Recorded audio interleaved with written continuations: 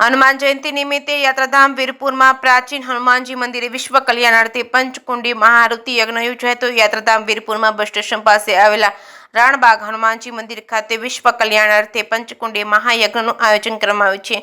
રાણબાગ હનુમાનજી મંદિરની સ્થાપના રાજવી પરિવારના પ્રતાપસિંહ પથાભી જાડેજા દ્વારા પથ્થરોની ખાણમાં જ્યારે કામ ચાલી રહ્યું છે ત્યારે સ્વયં હનુમાનજીની મૂર્તિ પથ્થરોમાંથી બહાર આવી ત્યારે આશરે 150 વર્ષ પહેલા કરવામાં આવી હતી। ત્યારથી જ વીરપુર તથા બહારથી આવતા યાત્રિકો પણ રાણબાગ વાળા હનુમાનજી પર શ્રદ્ધા ધરાવે છે અને હનુમાન જયંતિ નિમિત્તે સાંજના સમયે પ્રસાદીનું પણ આયોજન કરવામાં આવ્યું છે। જે કેસની ગુજરાતી સાથે ભાગ્યેશ ડુબરિયા વીરપુર। જય જલારામ, જય શ્રીરામ। ધર્મેશ, હું શાસ્ત્રી ધર્મેશ ત્રિવેદીના હર હર મહાદેવ।